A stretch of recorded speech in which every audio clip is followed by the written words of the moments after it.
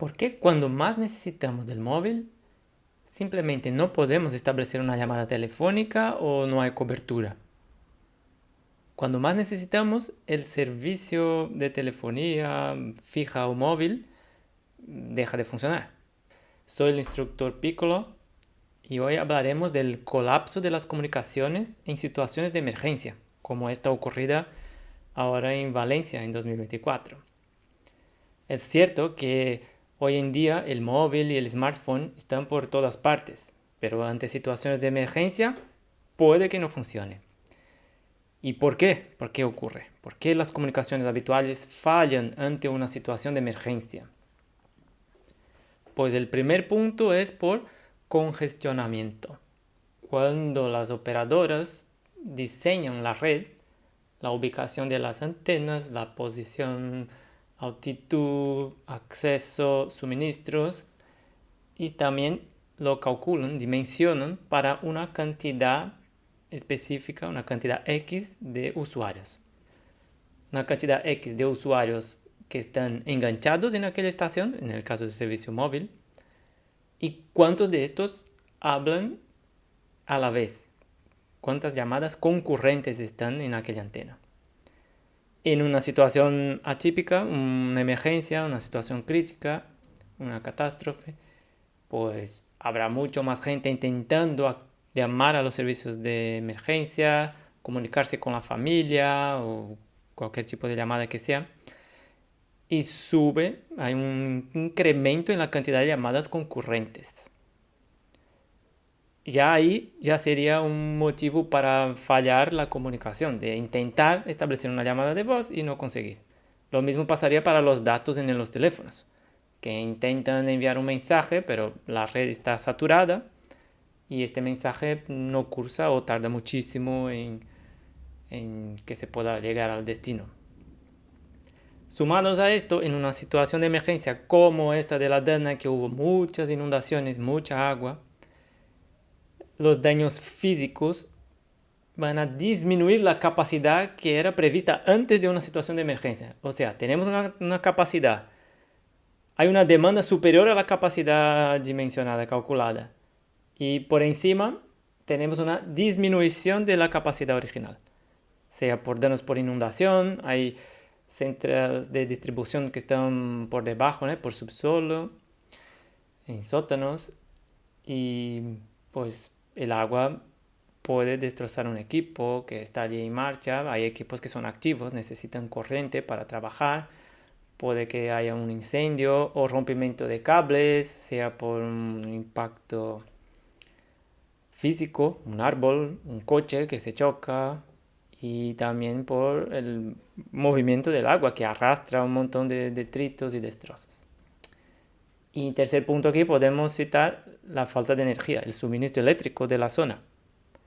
A las antenas, las estaciones, las centrales de distribución tienen fuentes de energía redundadas, suele tener algún tipo de alternativa, algunas de ellas dependiendo de la zona. Y tienen un grupo generador o banco de baterías, hay alguna situación de energía alternativa, además del suministro de efecto. Pero en el caso de una inundación como la que tuvieron por allí en Valencia, el agua ha destrozado muchas cosas.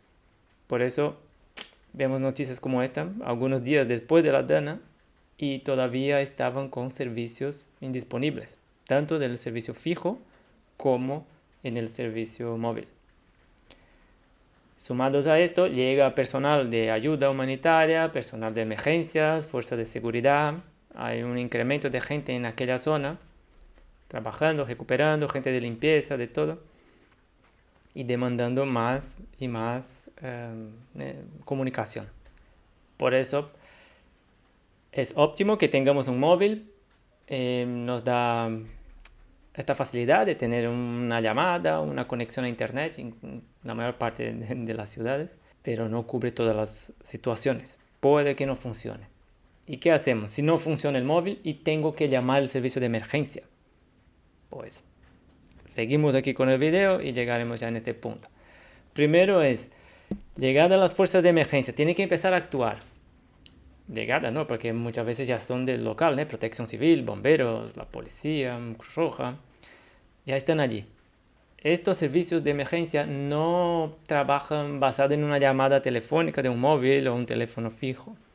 Ellos tienen, bueno, para recepcionar las llamadas de los ciudadanos, sí, pero la comunicación entre ellos, para coordinar, para desplazar un operativo, van haciéndolo vía comunicación por radio. Cada uno dentro de su estructura. Existe la red Tetra también, que es para comunicación entre las fuerzas de seguridad. Puedo también hablar aquí de la UME, que es la Unidad Militar de Emergencias de España.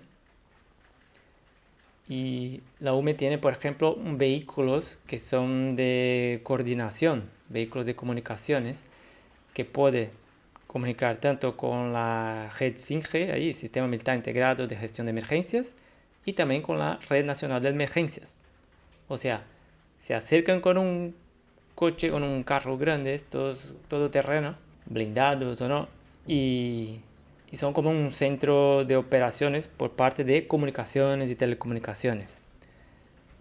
Podemos ver aquí en esta noticia, son cosas recogidas de internet, para tener una noción de uno de estos carros, de estos coches de comunicaciones de la UME. Esta es una foto un poco más antigua, pero es para ilustrar. El exterior parece un vehículo militar, pero ya se nota que hay antenas y puede que tenga uno o varios tipos de antenas según las frecuencias y tipo de comunicaciones que tiene que entregar. Y si bajamos un poco en este reportaje, comenta aquí el modelo, el carro Uro Bantac S3, y aquí tenemos una foto del interior del vehículo. Vemos los radios, routers y tal. Es interesante que incluso tenemos centralitas telefónicas, telefonía IP en estos carros de emergencia, en estos centros de comunicaciones.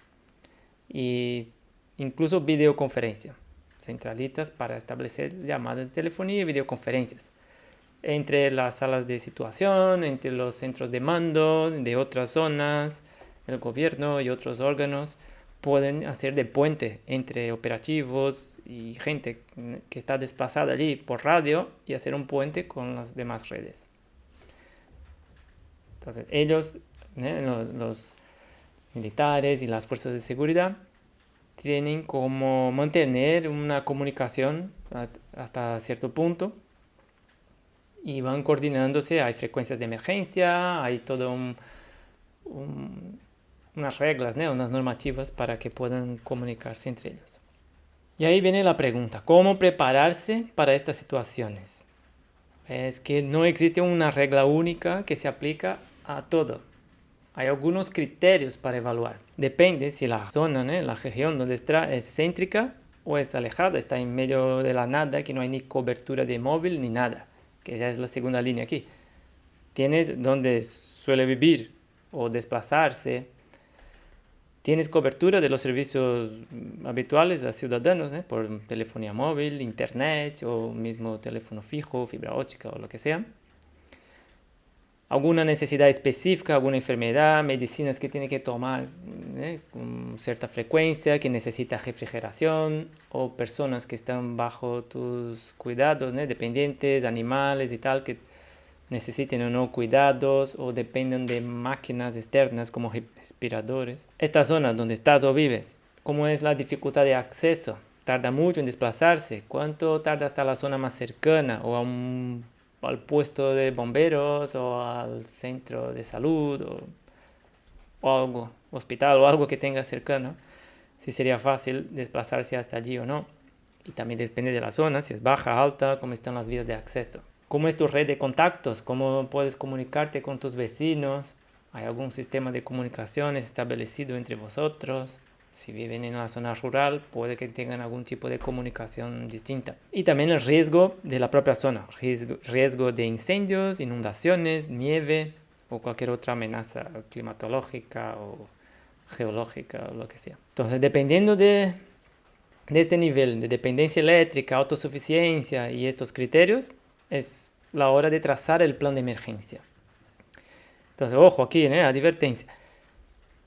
Es esto, el plan debe estar preparado con antelación, de modo a cubrir las necesidades y facilitar la reacción cuando ocurre la emergencia. No podemos dejar para decidir allí con los nervios en caliente, aquel desespero de ver todo destrozado o gente herida y todo esto. Entonces, el plan tiene que establecerse con antelación. Además de los criterios arriba, tener en cuenta emergencias y urgencias médicas, porque según la situación puede requerir una intervención rápida. No podemos estar más de 3 minutos sin respirar, pero más o menos, ¿no? Por ejemplo. Pero aguantamos estar poco más de tiempo sin comer, dependiendo de la condición de salud de la persona. Y basado en todo esto es que define cuál es el nivel de comunicación que necesitarás o que puedes asumir, que aceptas el riesgo basado en esto. ¿Qué tipo de comunicación necesito? Y ahí entra la parte de las comunicaciones alternativas. Según la situación a que quieres mejores capacidades, puedes definir estos mínimos aceptables y buscar las soluciones. O sea, lo más básico que siempre decimos es el tema del SMS. En un móvil, aunque no tenga cobertura y tal, puedes, en general, no sé todos los móviles, pero en general puedes dejar escrito un SMS y cómo usa un mínimo de cobertura para que pueda establecer este canal de comunicación de datos. No es capaz de navegar en internet, pero sí un SMS puede comunicarse solo teniendo una baja señal de portador. Vale, entonces, la recomendación es, si necesario, escribe el SMS y lo envía. Y cuando tenga cobertura, el móvil ya intentará entregar este SMS. Ahora, para recibir comunicaciones, también este tema del SMS, existe las redes de LoRa. Puedes requerir solamente recibir la información para estar actualizado cómo está evolucionando un huracán o la dana por donde se desplaza, si la carretera está cortada o no. Entonces, recibir noticias e informaciones es importante, por eso una radio. Por ejemplo, iPhones no llevan radio AM/FM. Esto depende de la red de datos. Entonces, ¿cómo vas a recibir información? Si tu coche está bajo agua, has tenido que dejar tu casa porque está lleno de agua y necesitas enterarte de lo que ocurre. La radio ya no enciende de tu coche y tú estás en el coche y nada, no puedes actualizarte. Y estás allí a la espera, simplemente esperando que venga la ayuda divina.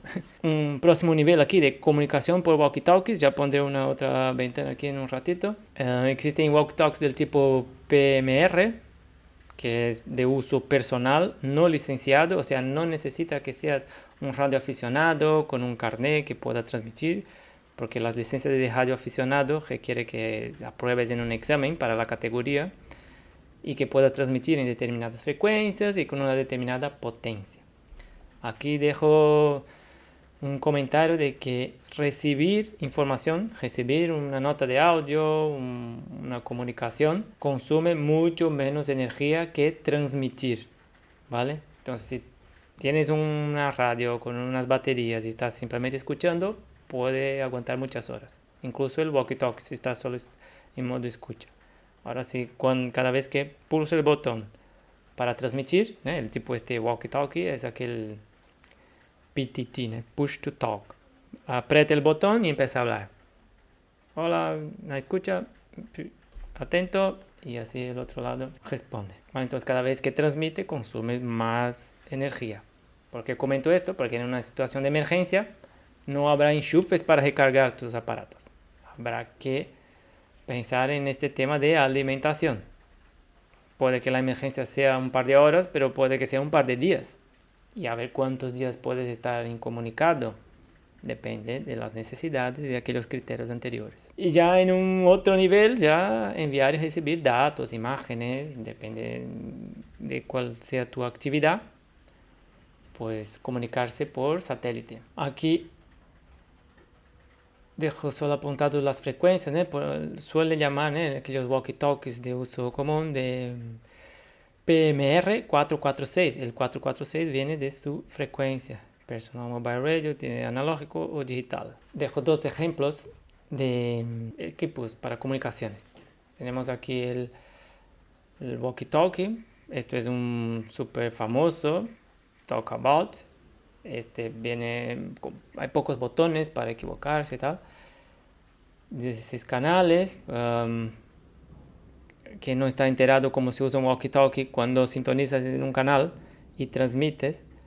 Cualquier otro walkie-talkie que esté dentro del radio de alcance, cada walkie-talkie tiene un alcance, esto pone 8 kilómetros, pero sin obstrucciones, a cielo abierto, sin otras interferencias, etcétera, etcétera. Depende también de los factores del clima también. Este walkie-talkie, cuando lo transmites, por ejemplo, ahí aprieta el botón a transmitir, cualquier otro walkie-talkie que esté sintonizado en este mismo canal, escucha. Entonces se usa también para comunicaciones en montañas, en actividades habituales. Y este de la derecha es una radio, pero no es de transmitir, es solo para escuchar. Radio AM, FM y otras frecuencias, ondas cortas, ondas medias. Estas ondas cortas y medias, las señales pueden llegar lejos, más lejos que una transmisión en AM y FM. Entonces puedes sintonizar estaciones de otros países, incluso continentes. Basta que pongas una antena un poco más grande y podrás escuchar noticias de otras regiones. Entonces, según qué nivel de preparación que quieres, pues hay gente que vive esto como filosofía de vida, los supervivencialistas o preppers norteamericanos, que se dedican a ir aprendiendo y perfeccionando técnicas de supervivencia, sea para independencia del sistema o sea para situaciones de necesidad, de alguna crisis mayor. Entonces, estos dos tipos. Esto permite enviar y recibir, el Talk About, y el radio solo para escuchar. Aquí está una tabla con las frecuencias, para quien quiere saber un poco más de detalle. Está dividido aquí en orden desde arriba a abajo por la longitud de onda. Entonces HF es High Frequency, frecuencia alta, frecuencia mediana OM, LF, que es la onda larga, VHF, ya entonces los walkie-talkies trabajan en UHF, VHF y UHF, son las dos frecuencias que suelen trabajar los walkie-talkies. Radios marítimas también están dentro de este rango. Aquí es una tabla de frecuencias que los radioaficionados pueden trabajar. También esto depende de cada país, ¿vale? En esta página he pinchado el botón de traducir para facilitar ahí la visualización. Es de la Cruz Roja de Canadá. Es que está bastante detallado aquí en tipo de emergencias. Dejaré después los enlaces de los productos y estos enlaces que he enseñado aquí en las descripciones, ¿vale? Entonces aquí por tipo de emergencia, ¿cuáles son las sugerencias de cómo prepararse? Entonces, antes de una emergencia, ¿qué acciones tomar? Durante la emergencia, ¿qué hacer? Y podrás ver que siempre está estar enterado de lo que ocurre. Porque si te obligas a desplazarte porque el agua está subiendo o está acercando un incendio, tengo que saber para qué lado tengo que ir. No basta salir corriendo y voy de encuentro a un incendio forestal, por ejemplo. Es importante estar enterado en estas situaciones. Este punto verás en todas las situaciones aquí. Yo dejé inundaciones por lo que ha ocurrido con la Dana. Y una de las sugerencias que está allí es un botiquín de emergencia, pero no es un botiquín de emergencia cualquiera, no es aquel de primeros auxilios, es además de un botiquín de primeros auxilios, en inglés llaman de bug out bag, mochila de supervivencia, mochila de evasión, hay muchos nombres para esto. El concepto es preparar una mochila con unos suministros básicos para que puedas aguantar 48 o 72 horas. Lo que vaya dentro de esta mochila depende de tus necesidades y de los criterios que hemos dicho anteriormente. Entonces, aquí en esta mochila podrías dejar un par de walkie-talkies para comunicar con tus hijos, con la familia o con lo que sea. O con alguien que esté junto. Si hay otras personas con walkie-talkies en la zona, puedes ir probando otros canales, intentar hablar con alguien que esté cerca, porque esto tiene un alcance de algunos kilómetros. y es libre, ¿vale? Y puedes aprovechar para entrenar esto y hacer en una salida al campo, en la montaña, entrenar con amigos o con la familia y después regresarlo allí. También existe una versión mini, llamemos así, una versión más simplificada para dejar dentro del coche, porque a veces nos quedamos atrapados en una carretera y pueden tardar horas y horas allí en aquella carretera. Y la situación puede evolucionar o no. Puede que sea simplemente un atasco porque la carretera estaba obstruida o puede que sea algún problema acercándose. Una inundación, un incendio y tal, y tendrás que salir deprisa. Entonces dentro del coche, de fácil acceso, lo dejas allí y tienes sus modos de comunicación. De entre ellos, baterías extras para comunicarse, quizás un modo de cargar. Volvemos aquí entonces a las recomendaciones. Pues preparar el plan de emergencia y hablarlo con la familia. Aprender a manejar algún equipo esto de comunicación alternativa, entender un pelín más de cómo podrías comunicarse con los demás. Preparar tu mochila de sobrevivencia de casa y la versión del coche. En el caso de que tengan niños, se puede hacer simulaciones de modo lúdico, crear algún juego tipo aquellos de papeles, película, simulando una película y tal, o si vemos una situación en una película, puedes intentar reproducir, hacemos esto y tal, como un simulacro. También conocer cómo contactar los servicios de emergencias de tu zona, cómo hacer llegar un mensaje allí por si hace falta. Entonces, en situaciones de emergencia, muchas veces los radioaficionados que sí están todavía con su puesto, con sus radios, suelen participar de redes de apoyo a las emergencias. Dejan de comunicar para no perturbar la red, dejar para las comunicaciones de emergencia y están escuchando por si alguien pide ayuda. Y esto por canales de comunicación marítima, sea por estos canales de ciudadanos no licenciados o de otros que tengan licenciados, ¿no? Como radioaficionados. Por eso aquella red de contactos que había en un paso anterior, porque a lo mejor conoces un vecino que tiene radio, puedes llegar hasta aquel punto y que él puede pedir una solicitud de auxilio, ¿vale? ¿Y qué debemos evitar?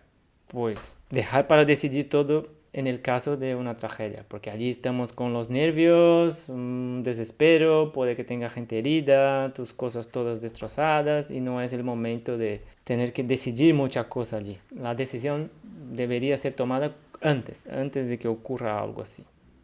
No es un tema de estar pensando en lo peor, y sí pensar en una situación, prever cómo sería un plan de emergencia, puedo salir aquí con 2-3 planes de emergencia distintos, cómo comunico con la familia, una palabra de seguridad, llamemos así, una palabra clave para comunicar con sus familiares y las personas más cercanas, si estás con algún problema y tal. No ignorar temas de los primeros auxilios, sería interesante que todos supiéramos primeros auxilios para ayudar a quien está próximo. Hay situaciones como está desangrando o una pérdida de conocimiento o cualquier cosa así, un atragantamiento, estas cosas requieren acciones inmediatas, ¿vale? No podemos esperar 3 horas a que llegue ayuda porque puede que sea tarde. Y por último, he dejado apuntado aquí, no deposite todas las esperanzas en los smartphones.